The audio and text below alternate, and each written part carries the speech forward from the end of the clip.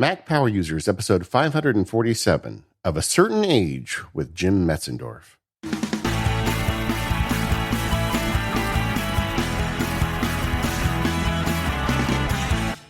Hello, everyone. This is David Sparks, joined by my pal and yours, Mr. Stephen Hackett. How's it going, Stephen? It's good, David. It is good. I have to say that our guest today really has me on my toes. Yeah. Which we'll get into Okay. reasons, but like, it's kind of like when you show up at work and like the boss's boss is there, like, and you feel like you can't goof off or do anything. I'm going to be my best behavior is what I'm saying. Yeah. Well, why don't we just welcome to the show, Jim Metzendorf. Jim, nice to have you on the Mac Power Users. Summer of Fun. Wait, no, that's the wrong show. Wrong show. Yeah, Hey, it was so great hanging out with you guys last month at Dub Dub in San Jose. Oh, Yeah, wait, that sorry, didn't wrong happen either. universe. Yeah. Hey, guys, thanks for having me. I appreciate it. So for those who may not know, I need to give a little backstory to our relationship with Jim. A lot of people probably know Jim. He's part of the sort of Apple audio community online. But when I came on the show now, a year and a half ago, I took over the editing. That was kind of one of my sticking points today. Was like, I'll do it, but I went the edit, and I edited it for quite a long time, and over time needed to hand it off to somebody else. And Jim is that somebody else. We'll get into this, but Jim edits a lot of podcasts, including a lot on Relay FM. And I'll tell you honestly, we didn't get a single comment the week you took over because you're a better editor than I am, first of all. But it was so seamless, and you're so good to work with, and that's all great. But you're also like this big Mac nerd, so we're going to get into that today. So that's when I say I'm on my toes. So like I take notes during the show of like maybe places where we talk over each other or we need to fix something. And now Jim's just here. He hears all that anyways because he edits the show, but now he's going to hear them in real time, just how bad we are at this sometimes. Yeah, Jim is the all-hearing ear of the Relay Network, and I was joking with him earlier because when we record the show and I make a mistake, I can't help myself. I say "sorry, Jim" every time, and we write it down. So I was telling him there's probably a supercut of me saying "sorry, Jim," like 15 minutes long if you put it all together. But the other thing that's weird is Jim hears all our shows before they get released. So sometimes Jim will text me about something that happened on Focus and say, well, how's that going? You know, and I'll be like, wait. Anyway, but Jim is a pro audio engineer and a Mac nerd. We're going to talk about audio workflows and video workflows today. Jim also has some other things that he does a lot. He's got a small business, and we're going to talk about that. And he's a musician. And Jim and I got on the phone yesterday, and we kind of worked out all of our jazz talk. So we knew, because Steven is going to go crazy if I spend the whole episode talking about it. But Jim uses apps and technology for some of his music too. So we got a lot to cover today, Jim. Are you ready? Are you strapped in for this? I'm ready. Let's do it. All right. Well, give us a little background, Jim. How did you get all this knowledge and get to where you are right now? Oh, my gosh. Well, I guess the first thing to say is I'm a person of a certain age. I'm 45, to be exact. So Wait. Person of a certain age at 45. That doesn't work. Yeah. No. I used to catch myself doing that. I realized I'm not that old. Why are we doing this to ourselves, Jim? You're good. It works for some of us. Yeah. Just remember what Indiana Jones says, though. It's not the years. It's the mileage. Yeah. Yeah, exactly. So, I say I'm 45 because I have been using the Mac for an awful long time now at this point. I got my first machine in 1994. It was a Quadra 840 AV. I'll try to go through the life history of Jim as quickly as I can so we can get to the stuff that's of use to the listeners, hopefully. But I was exposed to audio and video and photography from birth, more or less. My dad was a professional photographer, and he was also the recording engineer for a regional symphony where I grew up here in Ohio. And so really at a young age, I would go with him to concerts. And by the time I was 10 or 12 years old, I was helping him wrap microphone cables and kind of learning some of the very, very basics of audio through osmosis of spending time with him while he was doing his thing. And then, like I said, he was a photographer. By the time I got into high school, I had an opportunity to start taking pictures for the high school yearbook. And that was a lot of fun, but it was especially fun because we had a dark room at home. So I was able to process and develop my own black and white film, make prints at home. So I got into that aspect of things at a pretty young age as well. So all of these things kind of came to a head when I went to college, and I actually decided to major in music. Like David said, I'm a musician. Saxophone is my primary instrument. I also play clarinet. So I studied music in college, and I had been into jazz for quite a number of years at that point, and also classical music. But being a saxophonist, there isn't a whole lot of classical music in the traditional repertoire that involves the saxophone. There is plenty of good classical saxophone music out there. Don't misunderstand me, but when you're talking Mozart, Brahms, Beethoven, Bach, saxophone didn't even exist when those guys were writing music. I think we should put a link in the show notes for Concertina da Camera. Absolutely. Just to make Stephen crazy. Yes. You want some good classical sax? That's it, man. Yes, the full French classical sax experience. So the classical, or I guess I should say orchestral music that spoke to me the most was actually film and TV music.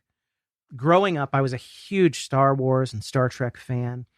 So I learned about John Williams, Jerry Goldsmith at a real young age. And that stuff just hit me like lightning, not only when I was a kid, but then as I got older, it was kind of like, well, how did they write that music? How did they record that? What's the process to incorporate this music into film? And how do they do sound effects? Like Ben Burt did sound effects for Star Wars and so on and so forth. So that's all what got me hooked. And then fast forward, again, I'm trying to make this as short as possible, but I think it sets the stage for why I'm so obsessed with all of this stuff, especially in including the Mac. So in the late 90s, I discovered ZDTV, which later became Tech TV, which is what a lot of people know it as, which was a TV network about computing. And Leo Laporte had a bunch of shows. And then ultimately, Leo was one of the earlier podcasters. And so I started listening to his shows like Twit and Mac Break Weekly. And then my obsession with those ended up getting me interested in it enough and landing me in a position where I started editing podcasts. I should also mention that I worked in the audio industry full-time. At that point, I had worked for Avid Technology, which is the maker of Pro Tools, and they're also known for Media Composer, which is the preeminent video editing platform for film and TV in Hollywood.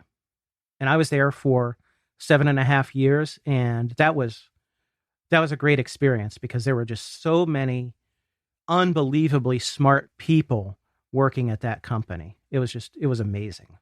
And then you had the immersion into the tools, which kind of led to your expertise you have now.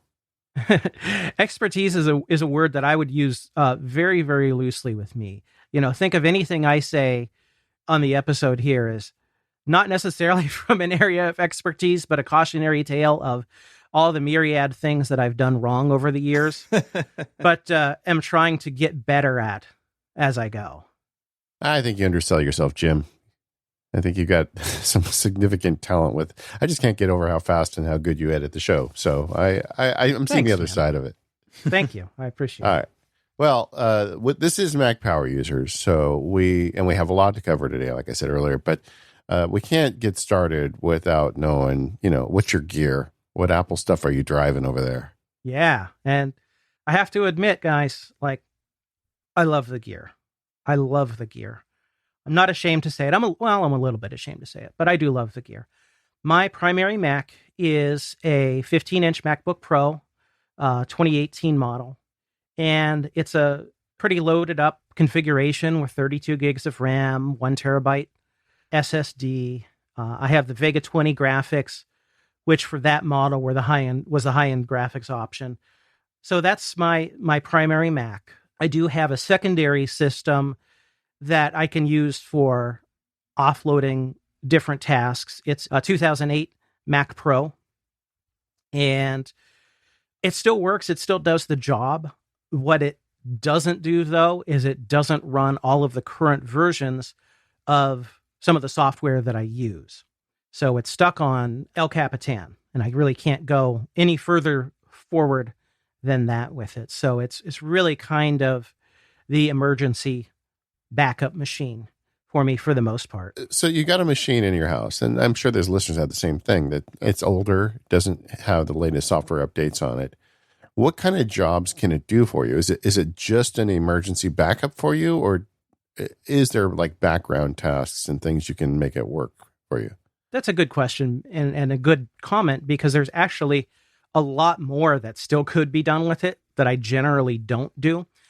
But typically, if I'm on my main machine and I'm just pounding away on something that's resource intensive, what I can do with the old system is I can offload some like noise reduction processes, batch processes for audio. Yeah, I just recently had an email from a listener asking about this question. He had a laptop they'd given his kids, and the kids had wrecked it, and the screen was busted, but the computer ran. And he's like, "It's $800 to replace the screen. What should I do?" And I said, "Just turn it into a Mac Mini, headless. Get some virtualization software. You can run your Hazel rules, your Apple Mail rules, and basically stick it in a corner." And he wrote back like a month later saying that that's working really good. I do think that when you have a machine that is older, you may have more use for it than you think. Yes, that is so true. So shame on me, actually, for not utilizing it to its potential. Yeah, shame, Jim. Shame. Yeah. How do you find a system that old in comparison to the MacBook Pro? If you had the same sort of batch process with an audio file, is a 2008 Mac Pro still, worth its weight? I've done some tests in the past where I kind of benchmarked the two machines. The Mac Pro is about 30%, 40% slower. Okay. But for audio production work, it still will do everything I need to do. It will just do it more slowly.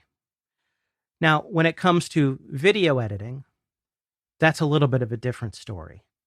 It's not very happy as a 4K video editing rig. That's the Mac story. Okay. My iPhone is a XS Max, so I didn't upgrade last year. I will upgrade most likely when iPhone 12 comes out. For me, I think for a lot of people, it's an omnipresent device in my life. It is rarely more than 6 feet away from me. I really don't know what to say specifically about iPhone other than that. It's always there, and it's always the in-hand gateway into everything that I do, both in personal and professional life. But I've noticed a trend with our guests lately, and for years, everybody would say, I mean, you're on Mac Power Users, obviously you're a nerd. They would always say, "Yeah, I've got the latest iPhone." And that is not common anymore. I mean, there are people who get the new iPhone every year, but it feels to me almost like the iPhone has now got to a point where even power users aren't just guaranteed to upgrade every year. Yeah. There's only been 2 models that I've skipped since the original iPhone, and the iPhone 11 series was one of them. The other one that I skipped was the 5S, which the 5S was actually, in hindsight, was actually a killer phone. But yeah, I'm kind of in the same boat. When the 11 came out, I just didn't feel, I could have upgraded, but I didn't really need to. So we'll see what happens with the 12. that'll be 2 years at that point, so I'll probably go ahead and get one. Hopefully it's great. I'm sure it will have some cool advancements in the camera for stills and videos. I think you will get one, Jim. Yeah, I'm just sure making I a will. prediction. I need it for my work. It's for my work, you guys. That's right. Yeah. Well, it's a harder thing to justify as time goes on because all the iPhones are so good now. It's hard to those big jumps we used to see, they're harder and harder to see. And when it's going to cost you over $1,000 because the prices keep going up, that is also just a harder thing to justify every year. And yeah, they hold their value and you can sell them off or give them to a family member or something, but we're way past the days where a new iPhone every year was only going to cost you a few $100s. And we're also way past the days where every year was a monumental leap over the prior year. Mm-hmm. Although lately the camera has been monumental leaping. I'm very curious to see if they can do that again this year. All right. So you got the iPhone? Yeah. Having said all of that about, I'll wait on the iPhone. I recently upgraded my iPad. Okay. I had a 10.5-inch iPad Pro, and I moved up to the big boy, 4th generation 12.9-inch with the Magic Keyboard and all the fixins. And I have to say, this thing is a monster, and I love it. It's so great. How did you decide on the 12.9 versus the 11-inch? So there was a point in the first generation iPad Pros where I actually ended up through, I forget what circumstances, but ended up having both models. I had the small 9.7 and the first gen 12.9. I had those both for, I don't know, like 6 months or something. And I kind of whittled down to the 9.7. And then when it was time to move up from there, I went to the 10.5. But I always kind of missed that big screen. And one of the main catalysts for me... Wait, can I interrupt? Yeah, please. Sheet music, right?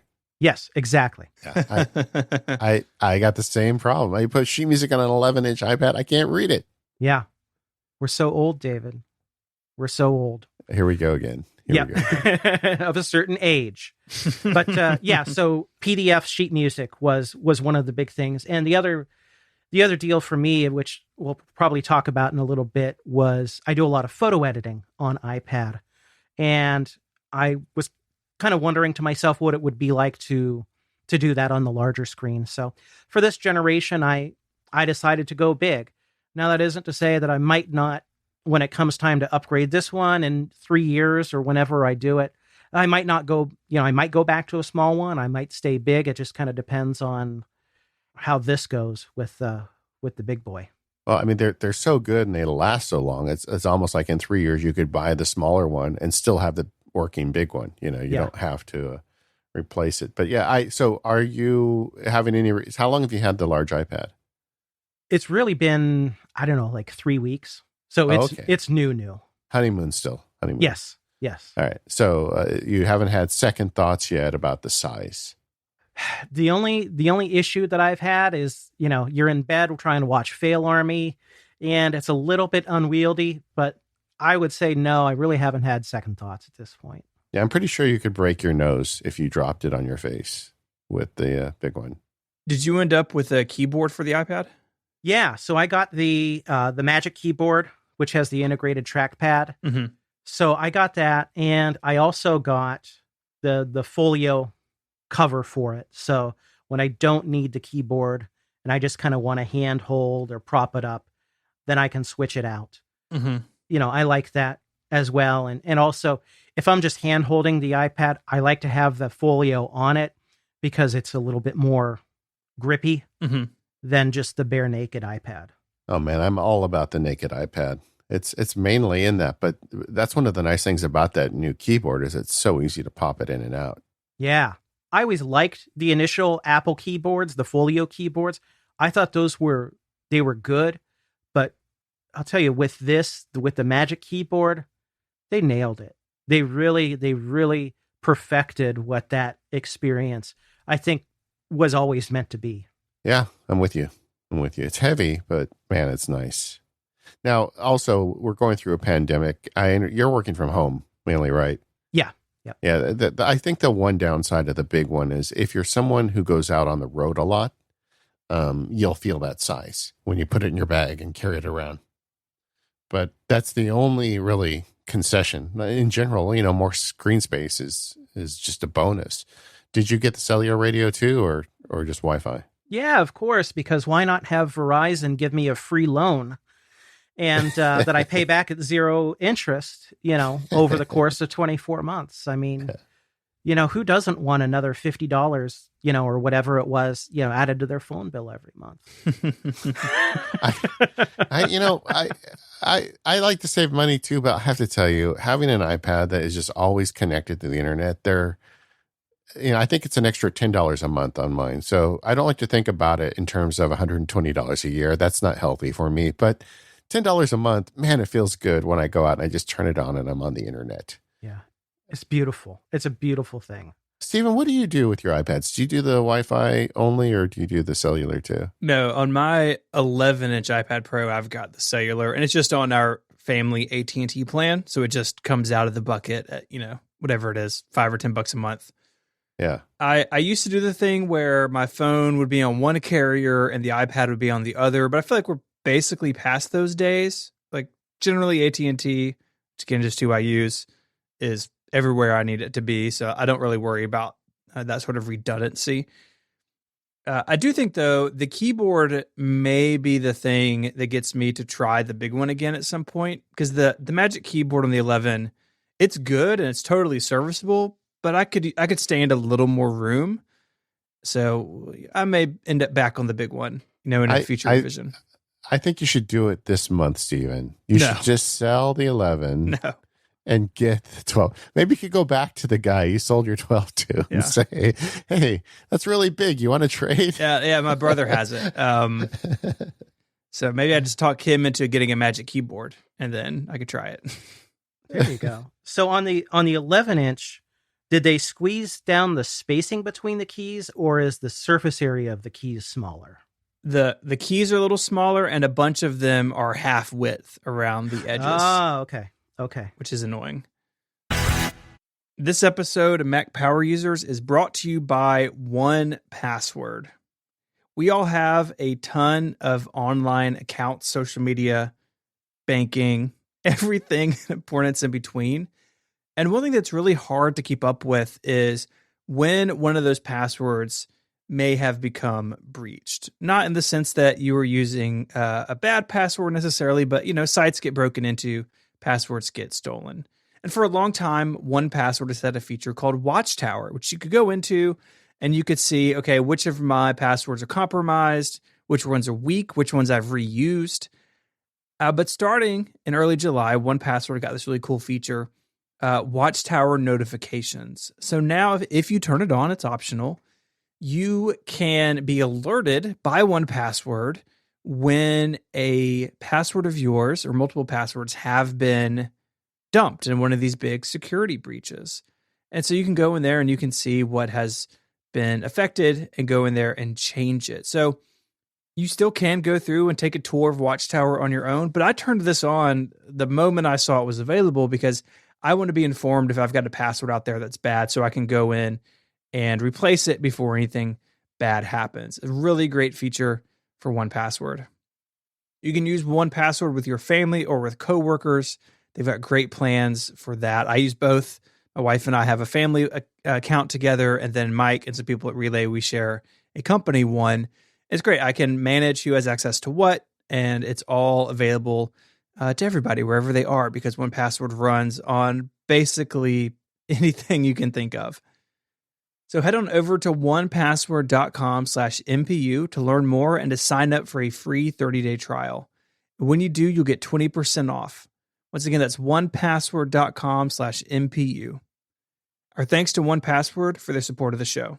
All right, Stephen, does it feel weird recording that with Jim listening live? A little weird, right? A little pressure. You did a great job, Stephen. No edits. No edits. All right, Jim. So one of the things you do, the way you pay for your shoes, is these audio edits you do, and I thought it'd be fun to talk to the listeners about how you do it, some of the gear you use, and maybe even let's talk a little, prosumer or just consumer audio gear people will be interested. In our last feedback episode, we kind of got into the topic of how do you record a family member, and I was thinking, man, Jim Metzendorf would have a lot better idea about how to do this. So why don't we start with what you're using to get your work done? Sure. Well, my main setup really just comes down to a good sounding audio interface that's clean and doesn't have, any noise issues or anything like that, and then a good pair of headphones. That and a decent microphone. That's the basics of what somebody needs to capture good audio. All right. So taking the first piece, audio interface, kind of explain what that does and why there are good and bad ones.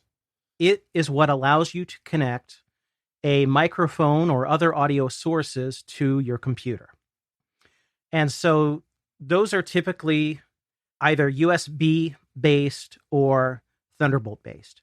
The ones that I happen to use are Thunderbolt based from a company called Universal Audio. And we'll maybe talk later about what's special and particular about those and why I like those so much. Basically, this is what you connect your microphone to. If you don't have a USB-based microphone that just, plugs directly into your Mac. And they also will give you a headphone output. You're getting that good microphone preamp, so you're capturing a good clean signal going in, and you're getting a good headphone output. So what you're hearing is a more accurate representation of whatever it is that's been captured. All right. And what are some, and okay, so taking the next piece of it, you covered was, we got the mics and the headphones. I'm sorry, I'm all over the place, but if you're going to have the audio interface, then you're going to have a mic going into it. What mics are you using, and, kind of where do you see that technology right now? Sure. I've got a couple different ones that I use. The one that I'm talking to you guys now through is a Shure SM7B, which is one of their broadcast-oriented mics. I also have a Neumann TLM 103, which I, typically will use that for recording saxophone, or if I'm doing some sort of voiceover that requires a little bit different character than what the Shure provides, I'll kind of go with that. But there are a lot more affordable options than those. The Shure isn't a terribly expensive mic, but it's not a terribly inexpensive mic either. There's also the Shure Beta 87A, and it sounds great. There's even something as simple as the Shure SM57 or the SM58. They're only $100 each for the 57 or the 58. And the difference between the 57 and the 58 is the windscreen that's on them. The 58 is oriented towards vocal recording, so it has more of a windscreen type grill that you can potentially use without a pop filter. The 57 is intended for instruments. You can use it for spoken word, but you probably need to get a pop filter to go along with it. There's also another popular microphone that a lot of people are using is the Neumann KMS 105. Yep. Yeah, it's a beautiful microphone. It was originally designed as a handheld microphone for vocals in live environments, but it works great for spoken word recordings in the studio. And it sounds good on instruments too. So it's really versatile, and it's actually the least expensive Neumann microphone. A couple other just really fast common mics that you'll hear people talk about and use in the broadcast world and in the podcast sphere as well are the Heil PR40. There's also the Electro Voice RE20.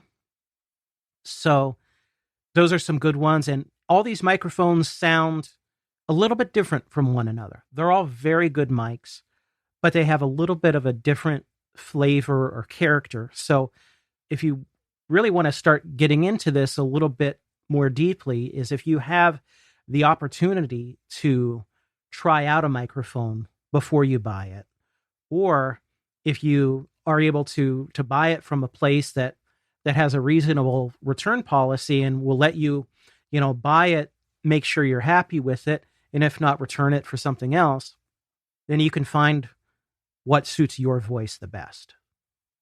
Yeah, and something I had to learn kind of the hard way is when you're picking a mic, you also kind of have to pick the sound device to match it. Certain mics require more. Like early in my podcast career, a mutual friend of ours, Victor Cahiao, sold me his old Heil mic. But the problem was I didn't have a preamp strong enough to drive it, so it never worked for me. And you really have to kind of get into the weeds a little bit on that. Yeah, that's really true. There are just to kind of address that. That's a great point. There's really three major types of microphone technology: dynamic, condenser, and ribbon. In spoken word, we're really dealing with either dynamic or condenser microphones. The dynamic mics are generally much more gain hungry. So in other words, they need a lot more power from the microphone preamp to drive them and make them sound good. They're not, another way of saying it is just simply, they're not as loud. They don't have as hot of an output as a condenser microphone will. So yeah, that can be an issue with the PR40, and even the SM7B that I'm using is a really gain hungry mic. So even on my setup, I've got the gain really pretty cranked to get a usable level. So that's definitely something to be aware of.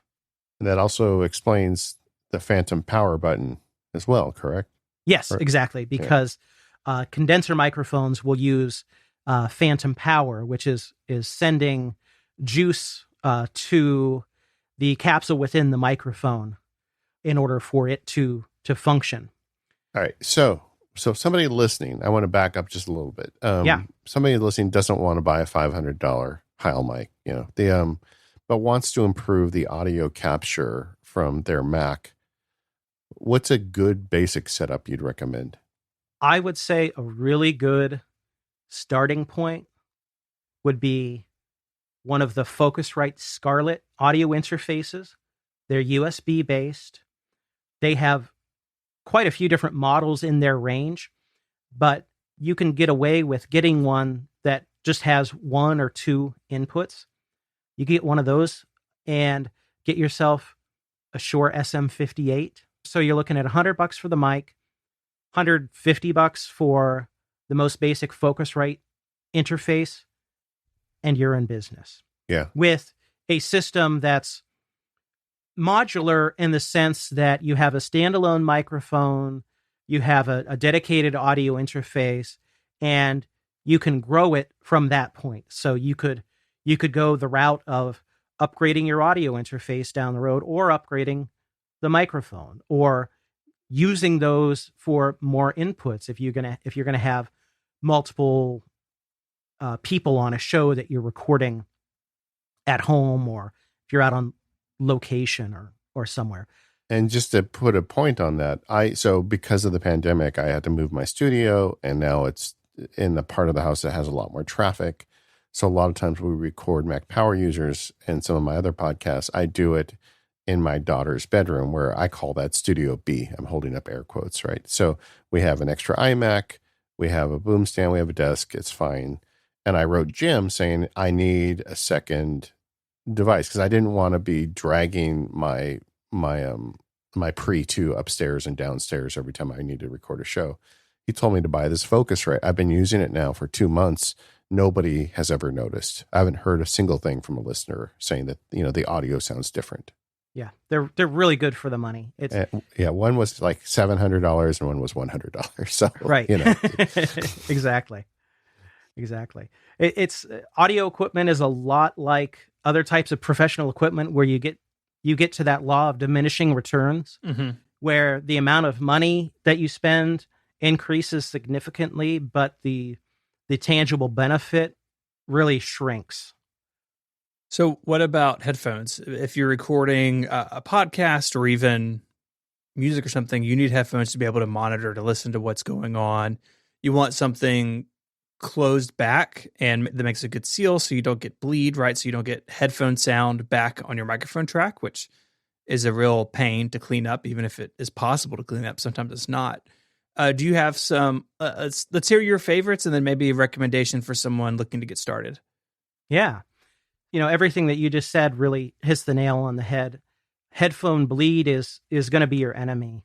And so you do want to use those closed style headphones while you're recording. The ones that I like the most are the Neumann NDH20s. I got those earlier this year, and I've been just over the moon happy with those. I also am a huge fan of the Audio-Technica ATH M50Xs. So we'll have links to all of these in the show notes, hopefully. Those are a lot less expensive, but they sound very good. They give you a little bit of passive isolation, meaning they will decrease the ambient sound while you're wearing them to a small extent, but they don't leak out that badly when you're recording with them. They're another really popular option. I think you have these, Steven. I don't know what David's using, but there's the Sony MDR 7506s. Yep, that's what I use. I've got a pair of those. Yep. I have a pair of those.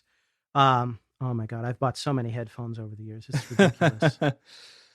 There's also the Sennheiser HD 280s, which are really good for podcast recording as well. You guys don't want to hear my headphone story. It's just going to make you angry. No, let's hear it. Then we can fix it. For years, my podcast headphones were a pair of Shure that were in the speaker bag when I spoke at Macworld like 10 years ago. But they had foam and they went over my ears and they covered my ears and they were giveaways. So I can't imagine they were very good. And the foam eventually disintegrated inside of them.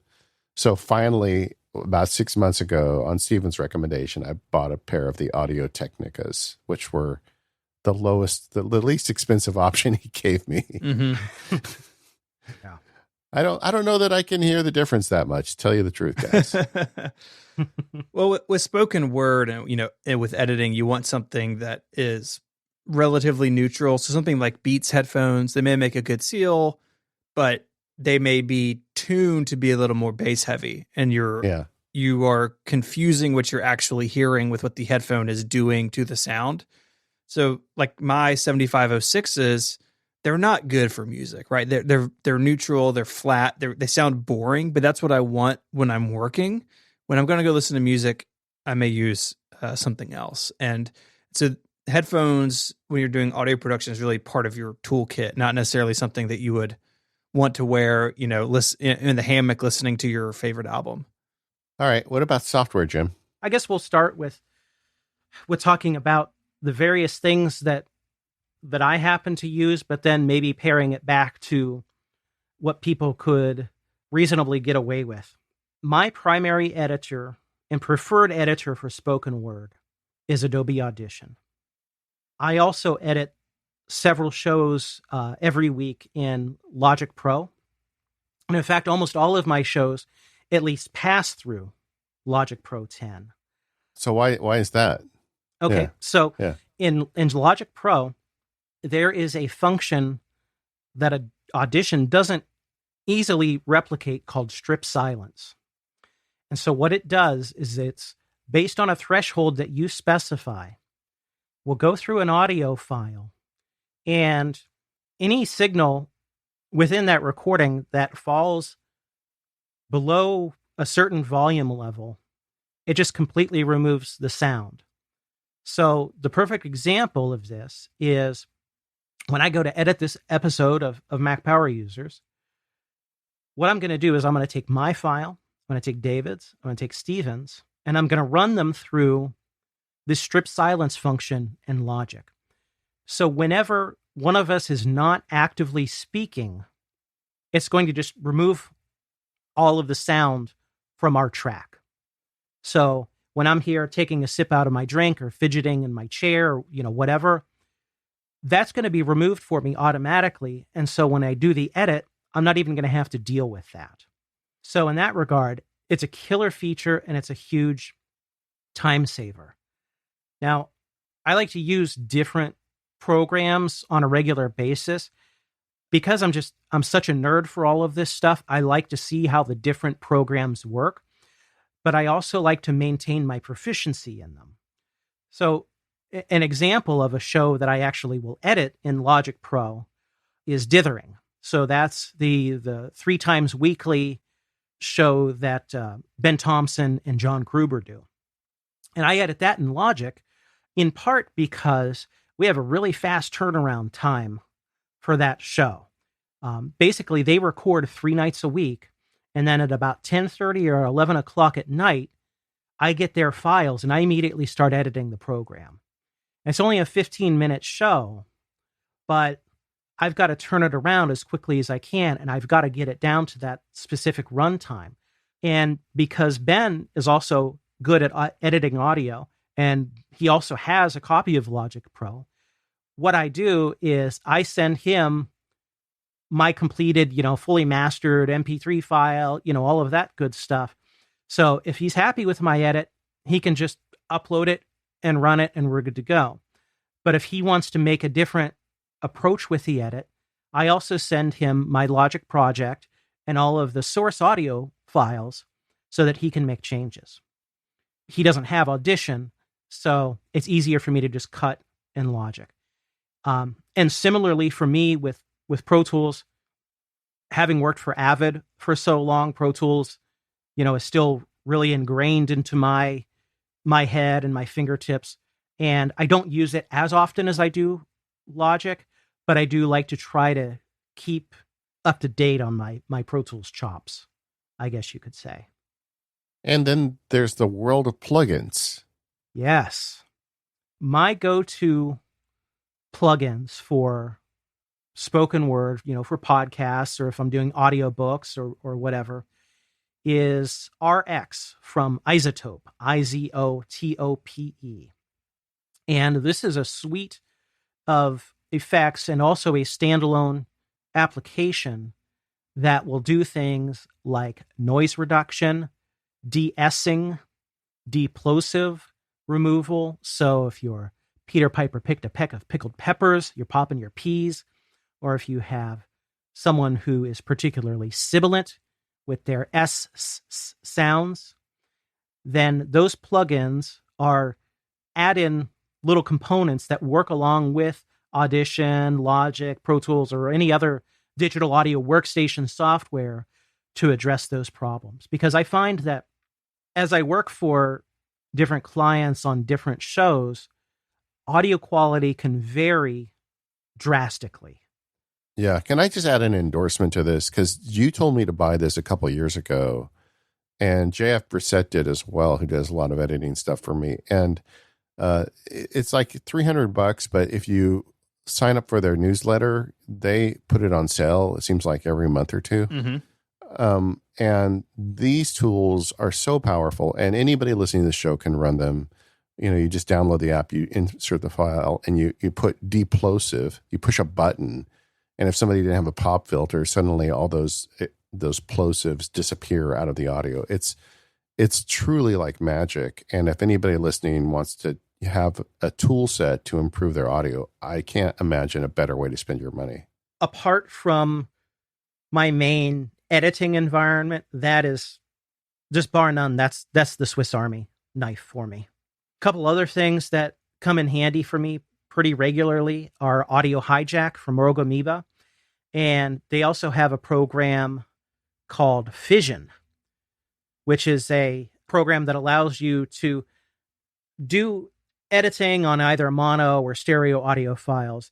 But I use it typically for converting audio if needed from one format to another.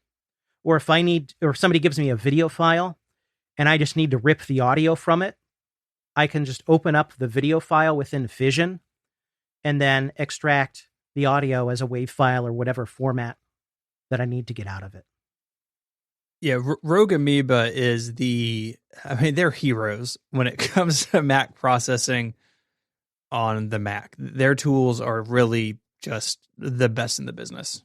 If I were going to identify a handful of companies that are third-party developers that are just so integral to making the Mac experience what it is and what the Mac, I don't know, this sounds like kind of frilly frou-frou, I guess, but it kind of gives you like the warm fuzzies about using the Mac. Yeah.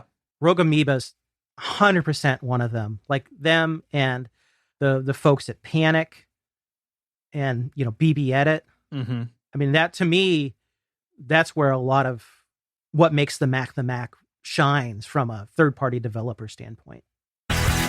This episode of the Mac Power Users is brought to you by Squarespace. Make your next move with Squarespace and enter offer code MPU at checkout to get 10% off your first purchase. Squarespace lets you easily create a website for your next idea with a unique domain, award-winning templates, and more. No matter what it is you want to create, whether it's an online store, a portfolio, a blog, doesn't matter. Squarespace is the all-in-one platform that lets you do just that. And there's nothing to install, no patches to worry about, and no upgrades needed. You don't have to worry about any of that stuff because Squarespace has got it covered. They have award-winning 24/7 customer support if you need any help, and they let you quickly and easily grab a unique domain name right at Squarespace. And all of those award-winning templates are beautifully designed for you to show off your great ideas. I know one of my big attractions to Apple products is a lot of times they just solve the problem for me. And I like services that are like that too. Squarespace is one of those. I had a bunch of issues trying to make websites and keep them running and making sure all the plugins worked. When I switched to Squarespace so many years ago, those problems just went away. Squarespace handles it all. I love having one vendor take care of the hosting, the platform, and all that for me. And Squarespace plans start at just $12 a month. But you can start a trial with no credit card required by going to squarespace.com/MPU. And when you decide to sign up, use the offer code MPU to get 10% off of your first purchase of a website or domain and to show your support for the Mac Power Users. Once again, that's squarespace.com/MPU and the code MPU to get 10% off your first purchase. We thank Squarespace for their support of this show and all of Relay FM. Squarespace. Make your next move. Make your next website. All right, Jim. So for someone who's not going to get themselves a copy of Adobe Audition and Logic Pro and Pro Tools all at once, what's some great tools to get started with audio edits, and what are some basic tips and tricks to kind of get yourself rolling on this stuff? Well, have I got a deal for you? Okay. I'm nervous now. No, yeah. So with the purchase of your Macintosh, you got a program called GarageBand. GarageBand is totally free, and it's totally up to the task of doing basic audio editing and making a podcast. Sure. The original Mac Power Users episodes were edited in GarageBand. There are things about how GarageBand behaves that make it oriented much more towards music production than doing like spoken word stuff. So in that sense, you can kind of feel a little bit hamstrung by it, but all of the tools are in there, and everything that you need to make it happen, you can do in there. There's also Audacity, which is a free program. It runs on Mac, Windows, Linux, and that's a good free basic editor. Now the way it works is a little bit more akin to the traditional digital audio workstation software. So in that regard, it's maybe not going to be quite as user-friendly as GarageBand, but that's a great option for folks. And then there's another program that isn't as well known, which is very inexpensive in regard to how they do their licensing, and that's called Reaper. It's free to try and free to use under certain circumstances, but Reaper is another good choice. And did you guys know that Levelator lives? What? Yeah, I just blogged about it last week. What?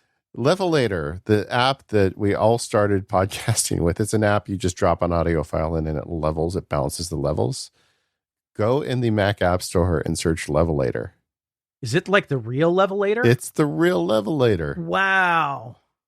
That is cool. So there you go. One more. Get that. There's one more. Yeah, so what it does, and you can do this in Logic, I do it in Audition, is it works to match the volume of your tracks. If someone recorded more quietly than somebody else, it can sort that out for you. Yeah, if you've ever listened to a podcast and you had to keep your hand on the volume button because one of the hosts was really loud and one was really quiet, they don't have levelator. That really speaks to one of the tips or tricks that I would have for people is if you find yourself having to turn the volume up or down when you switch to your podcast compared to somebody else's, or worse yet, if you have to turn the volume on your car stereo or your headphones at the gym up or down when somebody versus another person speaks in the show, it's really something you want to try to avoid. You need to get those levels between everyone as consistent as possible. So another thing along with that type of software is if you're getting started in podcasting, you may want to incorporate chapter marks into your shows. So that's one thing that we do on Mac Power Users is you can go to specific points within the show for different topics. What's cool about chapter marks is you can also incorporate links. So if you want to highlight a news article that you're talking about in that particular segment, you can link to it through a chapter mark. This is something that I do all the time for the shows that I edit for. Well, they formerly were Mobile Nations. Now they're owned by Future Publishing, which is a much larger organization. But I'm talking here about iMore Show, the Windows Central podcast, Android Central. As producer and editor of those shows, I do chapter markers. And so frequently we'll have links out to articles that they wrote that were relevant to what they're talking about on the show. For that purpose of creating an MP3 and creating the chapter markers, everybody should check out Forecast, which is created by friend of the show, Marco Arment. So if you go to Marco, you could just do a Google search or just go to marco.org and then search for Forecast, Forecast. He makes that tool available, which is really, really invaluable. Forecast also is an MP3 encoder. So I edit in Logic, I export a WAV file from Logic, and then I use Forecast to turn that into an MP3 for download. And it's all set up for multi-threading, so it can really light up a modern Mac and encode it very quickly, do chapters, artwork, all that stuff. It has really become the final step in all of my production for all of my shows. Yep, same. It's awesome. I love seeing all 12 threads, light up on my MacBook Pro. Mm-hmm. So if someone's listening and want to get started with stuff, whether they're making a podcast or they've got a recording they just want to process, can you just talk through the basic steps? Let's assume they're working in GarageBand and they've got some tools like Levelator and some of the other less expensive tools you've talked about. What would be kind of the workflow for that? Sure. You can use GarageBand not only as the recording environment, but also the editing environment, of course. So you can connect your mic, connect your interface, and record straight into GarageBand.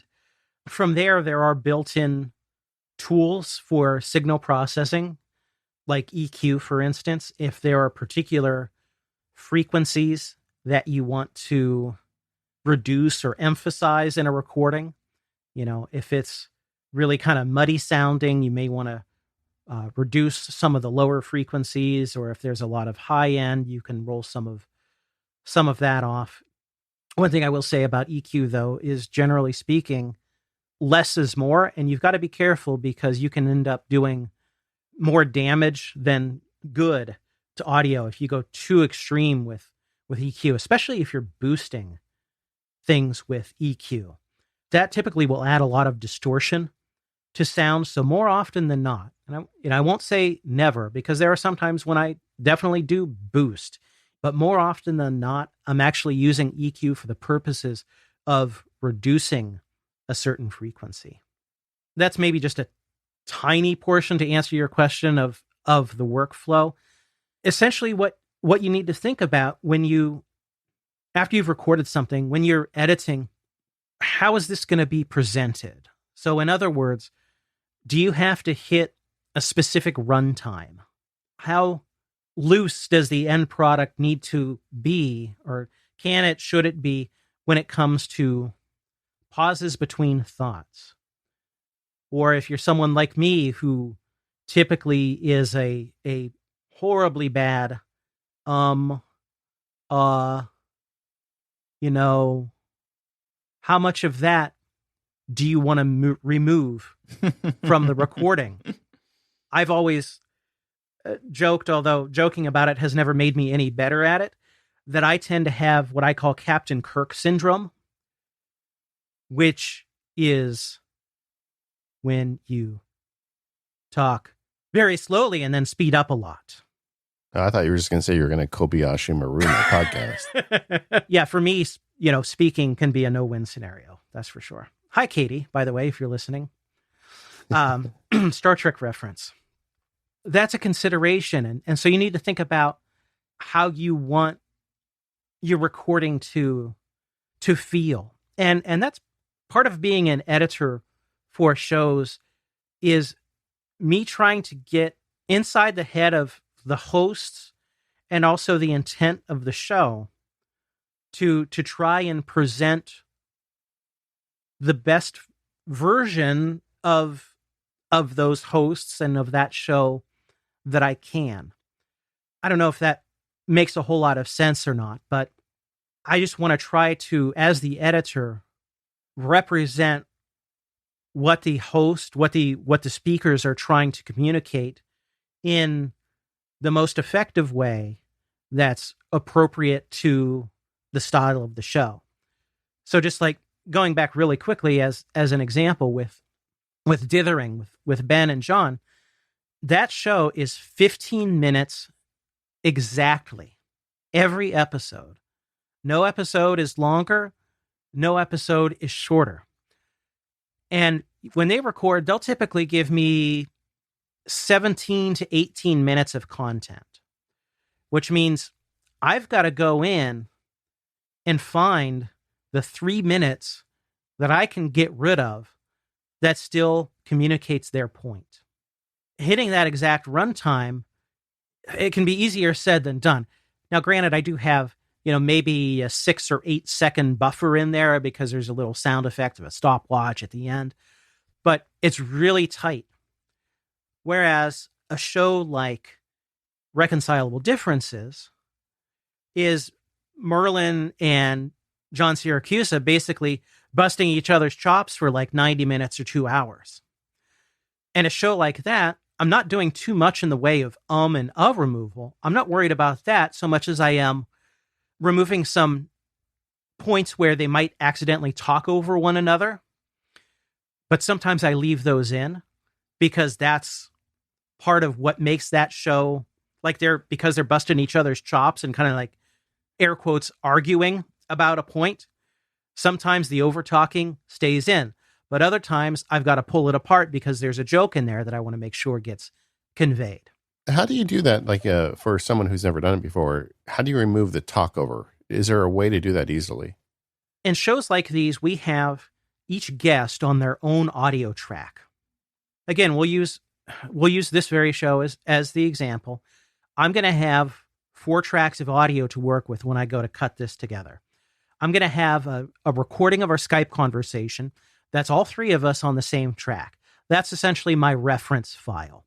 But then I have 3 separate tracks that are just you, just Stephen, and then just myself.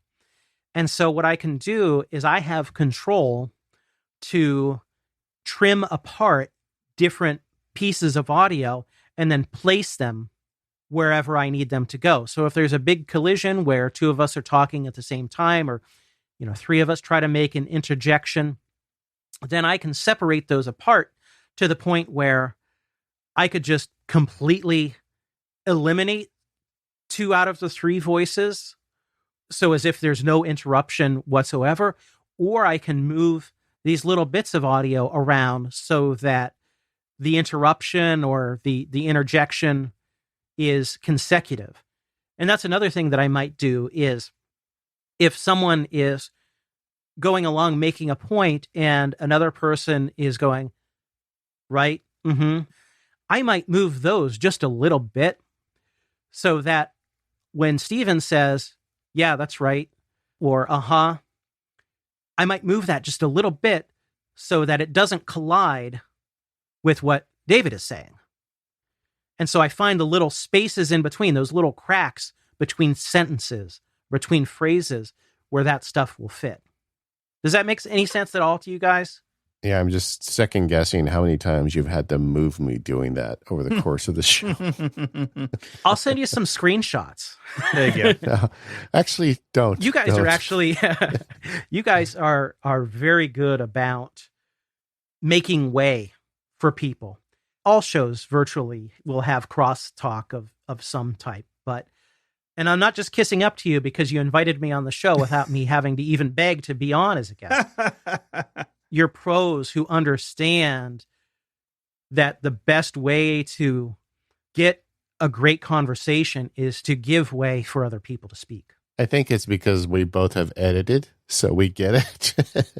Nothing like having someone who's edited do your work for you, because we know how hard your job can be if we don't do a little prep.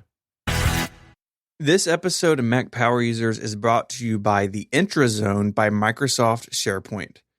If you're looking for a new show to listen to, the Intrazone is a really interesting bi-weekly podcast with conversations and interviews on how tools like Microsoft SharePoint, OneDrive, and related products can work for you. You get to hear from an amazing array of guests working behind the scenes and out in the field, so you can see how SharePoint fits into a bunch of people's everyday work lives to easily share and manage content, knowledge, and applications. Each show covers a bunch of segments like news and announcements, a focus topic of the week, guest perspectives, FAQs, and upcoming events. I've really enjoyed listening to people at Microsoft talk about the tools and the utilities they build, working hand in hand with customers to meet their needs. I find it really refreshing, that sort of transparency from a tech company. So go and listen to it now. Just search for the Intrazone wherever you get your podcast. That's INTRAZONE, or click the link in the show notes to go check it out. Our thanks to the Intrazone by Microsoft SharePoint for their support of the show and Relay FM. All right, I know that, Jim, you do spend a lot of time in audio, but you mentioned earlier your background and a lot of passion for you revolves around photography and video production. So what does that look like for you? Yeah, exactly. I love photography. A lot of weekends, at least, one day out of the week, I like to go out and make some pictures, whether it's just going on a walk or whatever in the park. In years past, I had a pretty active side hustle as a freelance photojournalist. So I was covering a lot of prep sports for weekly newspapers. So prep sports, meaning like high school sports, football, right. Sure, basketball, stuff like that. But also doing what we call soft news, features. So if there's a arts and crafts festival happening in the community, the newspaper will send out a photographer. And I've done, a small amount of what you would consider hard news as well. Back in 2008, I got to photograph a couple of stops in the various presidential campaigns. That was a lot of fun to do as well. So photography as this passion, as a part-time professional, has been something that's been with me for quite a long time. And as far as video production goes, before I went full-time as a freelancer, I had a contract position for a company in the automotive parts industry as a video producer. So I would make videos for them that were used internally, but also for trade show presentations, where they were talking about different parts that they were making for cars, and also different processes that they were developing. So in other words, like the tooling to make the parts that they made for the cars. One thing that I wanted to share with the two of you and listeners of the show is how much I love editing pictures using the iPad, because to me, being able to have that screen right there in your hand, it just reminds me so much of how it used to feel when I would develop pictures and print photos in the darkroom. It's really a different experience. Yes, it truly is. That's not to say that I don't like editing photos on my Mac. It's perfectly good on the Mac, and I'm perfectly happy to do it. And in fact, there's programs like AstroPad Studio that make that experience really nice on the Mac.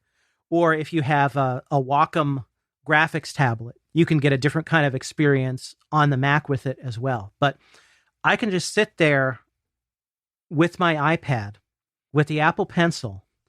I really like Lightroom for iPad, but I also enjoy using Pixelmator Photo. I think it's excellent. And there's also Affinity Photo, really also a good app.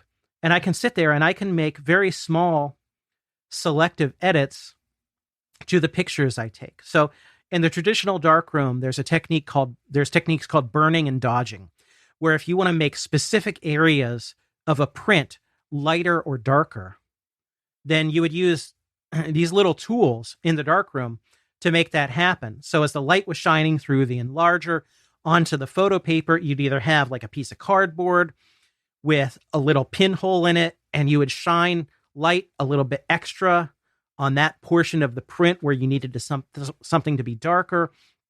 Or if you were dodging and an area needed to be lighter, then you'd have like a little tool, maybe like a piece of wire with a little piece of... Yeah, a little disc. Yeah. Yeah, a little disc. So you could prevent light from going over that part of the paper as much. Like, I don't go deep into photo editing the way some people do. And I think that really comes from my background in photojournalism, where you have a very fine line of what's okay to do or not okay to do to an image in terms of manipulation.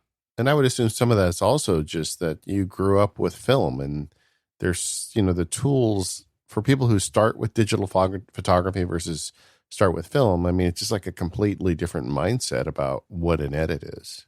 It really is. And I do actually own a couple film cameras. I really want to try to go out and shoot a couple rolls of film. And I need to just force myself to leave the Canon at home and just take the film camera with me and go old school. Man, I couldn't disagree more. I don't want to ever shoot another roll of film in my life. I mean, people don't know what it's like. You shoot a picture and you have no idea if it worked or not until like 3 weeks later. It's like, yeah, I don't know, man. It's brutal. It's brutal. And it's so funny you say that, because man, I look at magazines from, the 50s or 60s or, any era pre-digital, where they had beautiful portraits. They had beautiful product photography or landscapes, whatever the subject matter was. It doesn't even matter. But these craftspeople were so skilled that they got it right without the immediacy of digital. Yeah, they weren't able to check. Yeah, they couldn't check. And that's a skill that I really admire and I respect. But I'm such a heavy shooter when it comes to digital as well, where it would be hard for me to go out with just one roll of film and only have 36 exposures for one day. That was one of the jokes when I made the photos field guide, was like, one day my wife was just sitting on the floor playing with the dog, and I shot like 40 pictures. And when I was growing up, we usually had one roll of film for the whole year and then one roll of film for Christmas, So I basically shot a year's worth of film growing up on her just sitting playing with the dog. It's just, it's crazy. How do you deal with that, Jim? If you shoot a lot, clearly you don't want to keep, if you shoot 30 pictures and you only really want one, how do you cycle that down? How do you whittle it down? Well, I'm a person who does keep everything. Oh no. Okay. I don't delete any of those files. Wow. That's a lot of files, Jim. Yeah, it is. Oh, tell me about it. It's a lot of files. overall, storage is cheap. I just keep them. But just to give you kind of a typical scenario, what I will do is in Lightroom, you can import all of your photos and you can set star ratings for the images, or you can flag different photos as a pick or a reject. And so what I can do is I'm going to use stupid high numbers because it's actually how stupidly high I shoot. Let's say I go out on a hike for a couple hours and I take 300 pictures.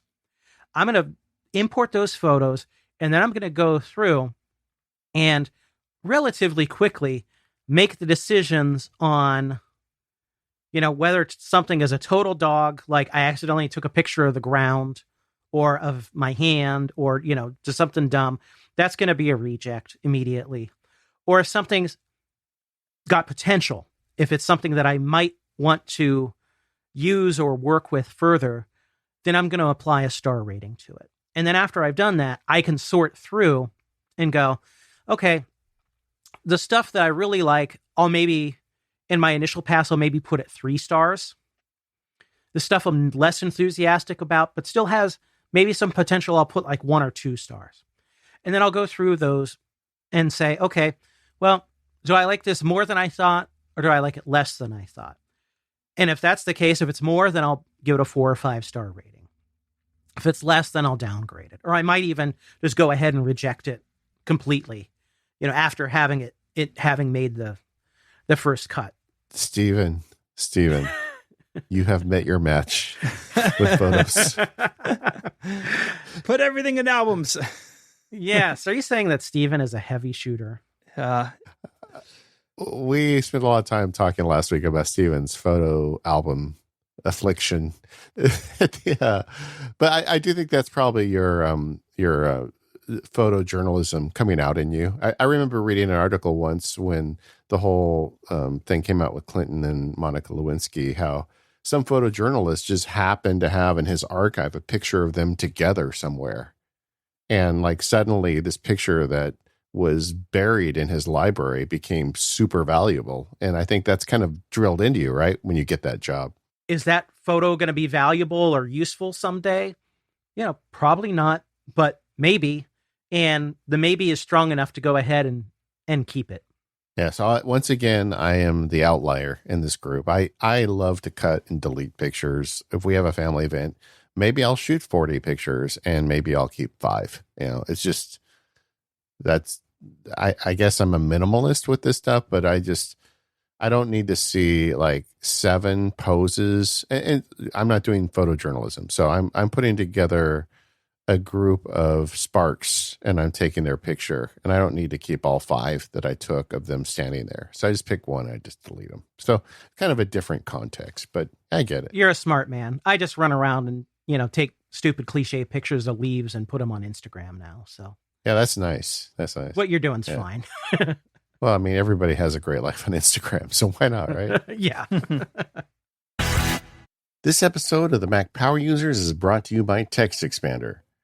Go to textexpander.com/podcast and let them know you heard about it at the Mac Power Users to get 20% off. TextExpander removes the repetition out of work so you can focus on what matters most.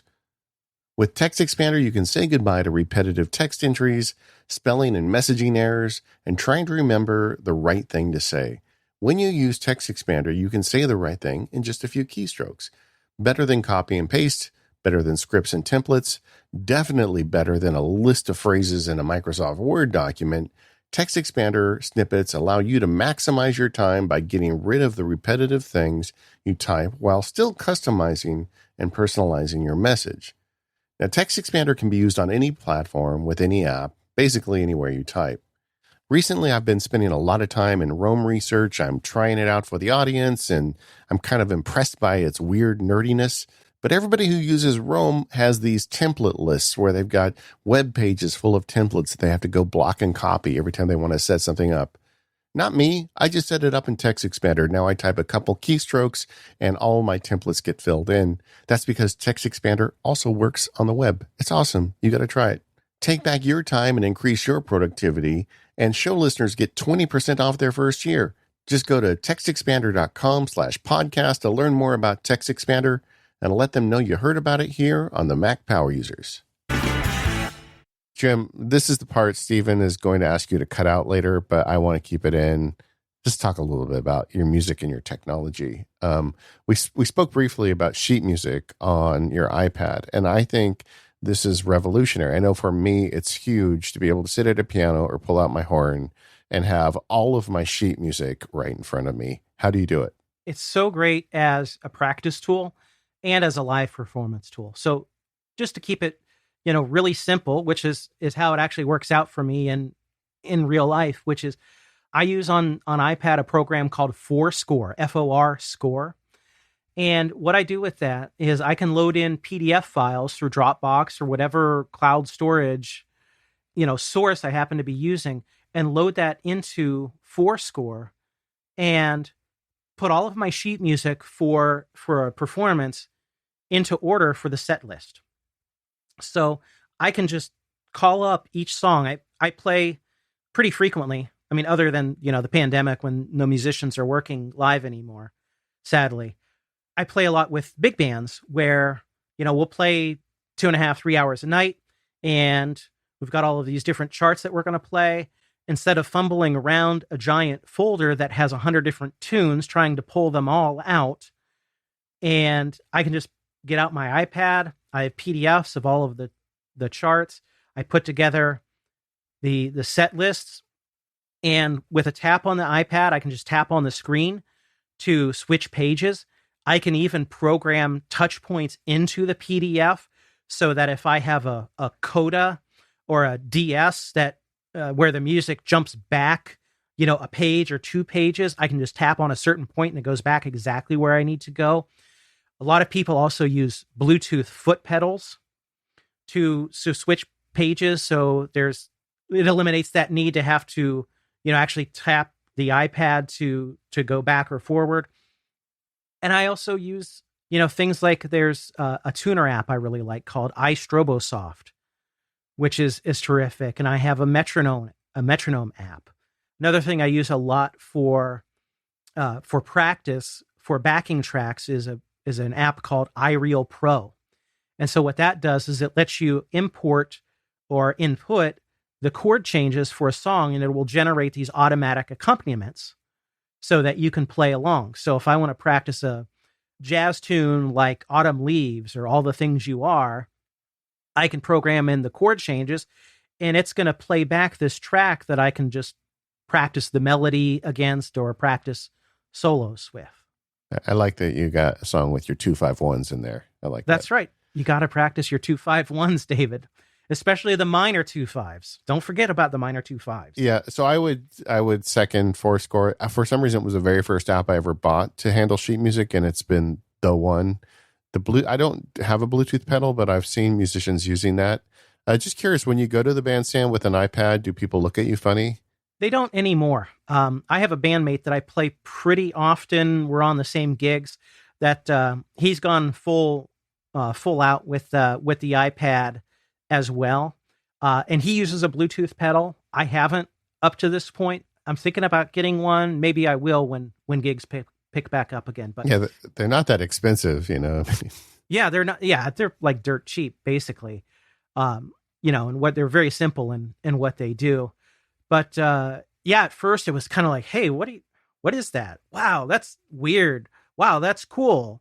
And then 3 weeks later, like the person was like, that's weird. They show up with an iPad too.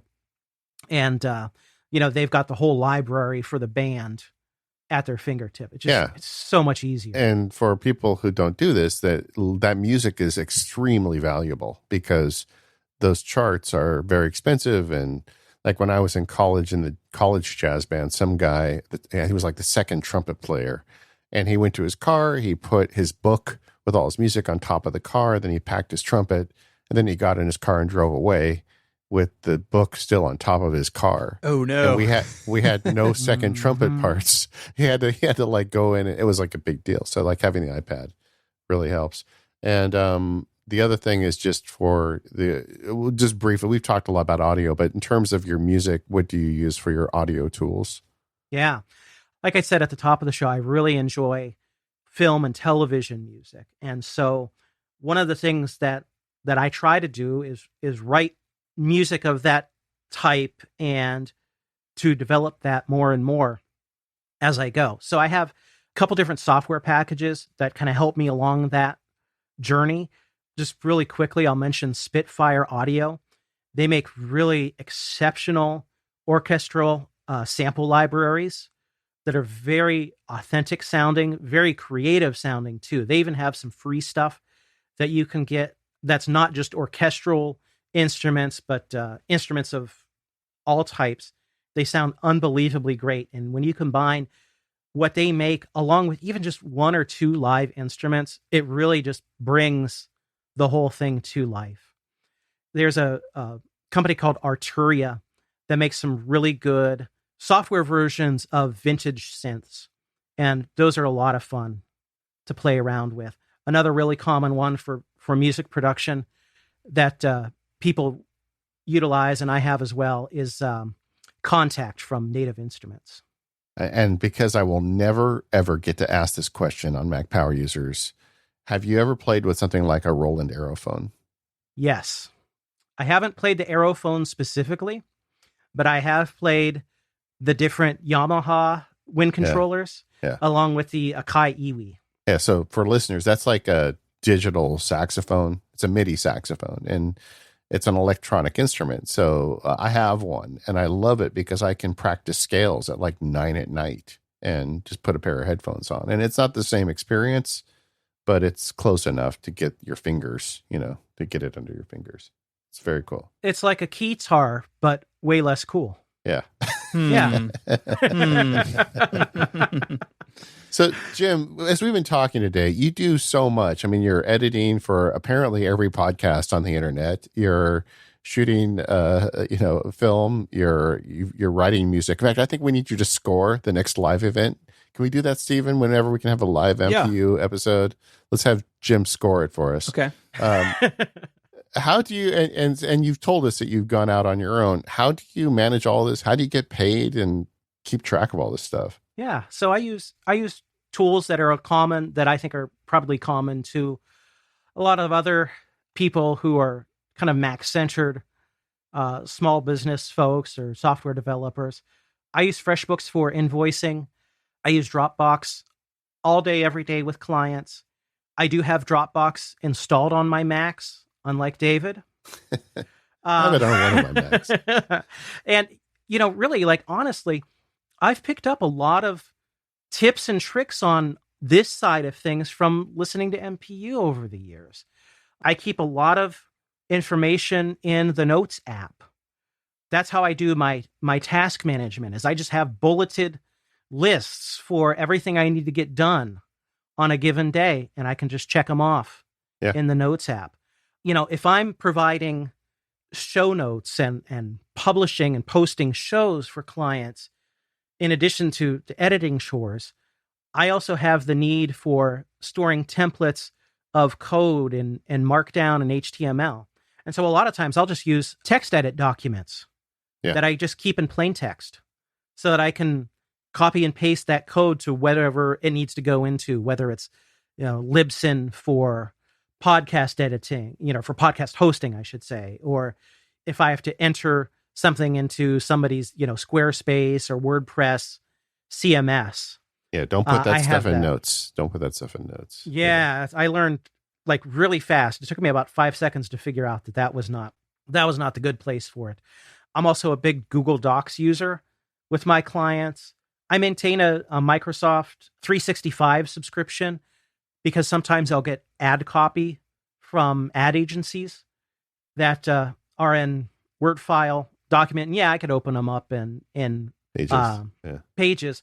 But for me, it's just easier to open it up in the real thing, and I don't have to worry about formatting getting messed up in translation or anything. One thing that I also like to use a whole lot, I call it like my brain dump repository, is Microsoft OneNote. And for me, that really replaces what...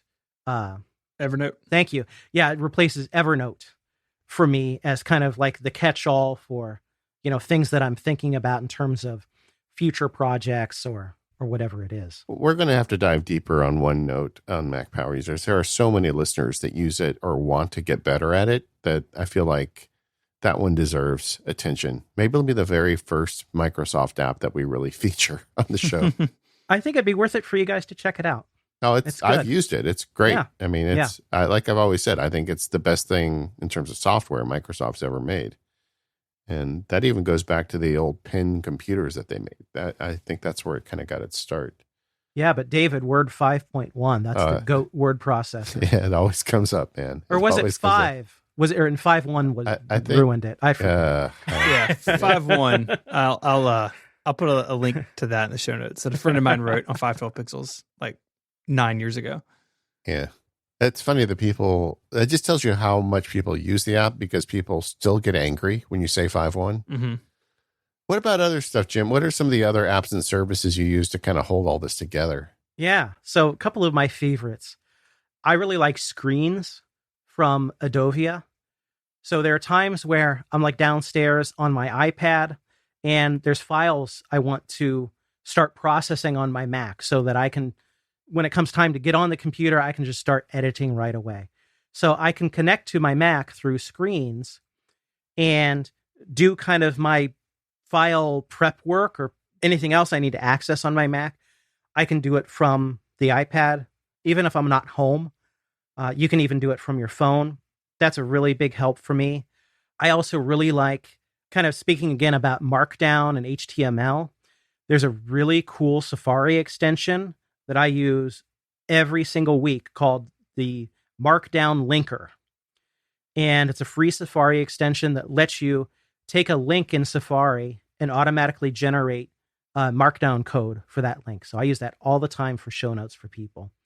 And John Gruber has a utility in the deep bowels of Daring Fireball that lets you convert Markdown to HTML. I really only know just barely enough how to not break things or copy and paste.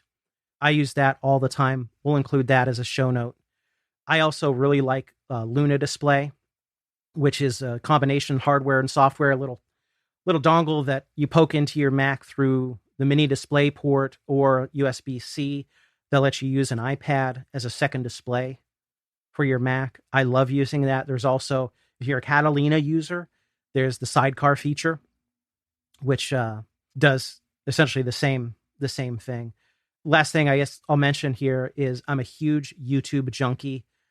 There are so many YouTube channels that I follow and watch, and sometimes I will need, for both work reasons and just, for my own personal archives, just so I have something in case I think it might get taken down someday. It's like a concert or something I really like. I'll use Downy, which is a program that lets you slurp down video from sites like YouTube and a lot of others. Now, Jim, you told me you are a YouTube Premium subscriber. Yes. And so tell us about that a little bit. Really simply, YouTube Premium really gives you two benefits. Number one is you don't have any ads. So it's an ad-free YouTube experience, which I find to be, I'm not an ad-averse person, but I'm a YouTube ad-averse person because I don't think YouTube provides a good ad experience for its watchers. So it takes that out of the equation, but it also provides access to, now they're trying to rebrand it as YouTube Music, which is basically Google's streaming music service.